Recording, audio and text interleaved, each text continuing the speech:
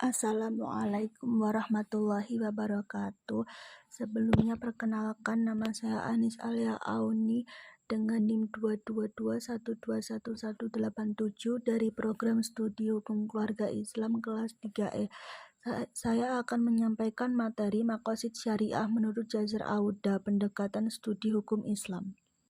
Yang akan saya bahas dalam materi ini, yang pertama adalah kritik Jazar Auda, yang kedua adalah maqasid syariah klasik dan kontemporer, dan yang ketiga adalah teori fitur sistem. Yang pertama adalah kritik Jazar Auda. Jazar Auda mengkritik usul fikih tradisional dan teori maqasid klasik dalam beberapa cara. Yang pertama, ia menunjukkan bahwa teori maqasid klasik tidak memiliki cakupan yang rinci di bidang-bidang tertentu, sehingga tidak dapat menjawab pertanyaan-pertanyaan rinci tentang isu-isu tertentu. Kedua, ia mengkritik teori maqasid klasik karena lebih fokus pada kesejahteraan individu daripada kesejahteraan umat manusia atau masyarakat secara keseluruhan. Ketiga, ia mencatat bahwa klasifikasi maqasid klasik tidak mencakup prinsip-prinsip utama yang lebih luas seperti keadilan, kebebasan berekspresi, dan lain-lain. Dan yang terakhir adalah Auda menyoroti bahwa penentuan maqasid dalam teori klasik didasarkan pada warisan intelektual para ahli fikih dan bukan berasal dari teks-teks primer seperti Al-Quran dan Sunnah. Kemudian maqasid syariah klasik dan kontemporer. Kata maqasid berasal dari jamak kata maqasid, merujuk pada arti tujuan, sasaran, prinsip, dan hal yang diminati. Maqasid syariah dapat dipahami sebagai tujuan dan seperangkat hukum Islam pada terbentuknya keadilan dan kemaslahatan masyarakat. Kajian hukum Islam klasik menyebutkan bahwa maqasid dikelompokkan menjadi 3. Yang pertama yaitu daruriyah. Daruriyah didefinisikan sebagai tujuan yang harus ada, yang ketiadaannya akan berakibat menghancurkan kehidupan manusia. Misalnya, untuk menyelamatkan jiwa, Islam mewajibkan ibadah. Daruriyah dibagi lagi ke dalam, yang pertama adalah hifdzuddin, perlindungan agama, hifdzun nas, perlindungan jiwa, hifdzul mal, perlindungan harta, hifdzul akal, perlindungan akal, hifdzun nasl, perlindungan keturunan, dan terakhir adalah hifdzul ird, perlindungan kehormatan. Yang kedua adalah hajiyat, tujuan-tujuan sekunder. Didefinisikan sebagai sesuatu yang dibutuhkan oleh manusia untuk mempermudah mencapai kepentingan-kepentingan yang termasuk ke dalam kategori daruriyah. Misalnya, untuk melaksanakan ibadah sholat sebagai tujuan primer dibutuhkan berbagai fasilitas, antara lain bangunan masjid.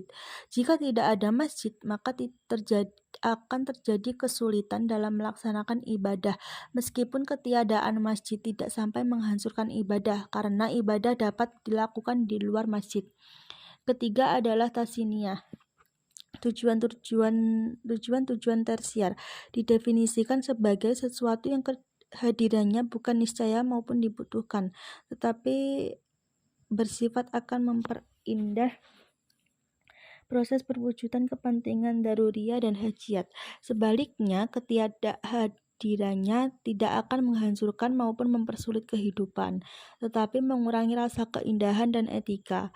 Skala prioritas terakhir ini merupakan ruang gerak seniman. Di sini pilihan pribadi sangat dihormati, bersifat relatif dan lokal sejauh tidak bertentangan dengan ketentuan nas. Misalnya, masjid yang diperindah dengan memasang kubah model Istanbul, Kairo, maupun Jakarta diserahkan kepada rasa estetika dan kemampuan lokal. Kajian maqasid syariah dikembangkan Jazar Auda melalui karyanya yang berjudul Maqasid Syariah as Philosophy of Islamic Law, a System Approach, yang ingin mendobrak paradigma lama tutupnya pintu ijtihad. Karya ini merupakan sebuah pendekatan kekinian yang lahir dari alam modern dan mencoba menjawab tantangan umat Islam yang berkenan dengan isu-isu kontemporer. Jazar Auda menggunakan maqasid syariah sebagai basis pangkal tolak filosofi berpikirnya dengan menggunakan pendekatan sistem sebagai metode berpikir dan pisau analisisnya. Menurut Jasar Auda, fitur-fitur utama dari sebuah sistem meliputi yang pertama adalah sifat kognitif. Hal ini mengacu pada pengetahuan yang membangun sistem hukum Islam berdasarkan pemahaman terhadap teks-teks yang menjadi acuan hukum. Auda menekankan pentingnya membedakan antara teks Al-Quran dan Sunnah dan pemahaman masyarakat terhadapnya. Yang kedua ada keutuhan. Auda menyarankan bahwa setiap hubungan sebab akibat harus dilihat sebagai bagian dari gambaran keseluruhan. Hubungan antar bagian memainkan fungsi tertentu dalam sistem dan interkoneksitasnya bersifat dinamis, bukan statis. Yang ketiga ada keterbukaan, yaitu menekankan perlunya sistem hukum untuk terbuka terhadap berbagai dimensi dan interpretasi yang memungkinkan pendekatan yang lebih inklusif dan komprehensif untuk memahami dan menerapkan hukum Islam. Yang keempat ada hierarki yang saling terkait.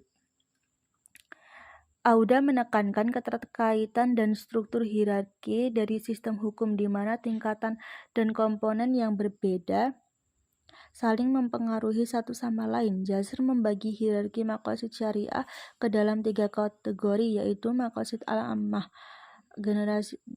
General maqasid adalah maqasid yang mencakup seluruh maslahah yang terdapat dalam perilaku tasyri'.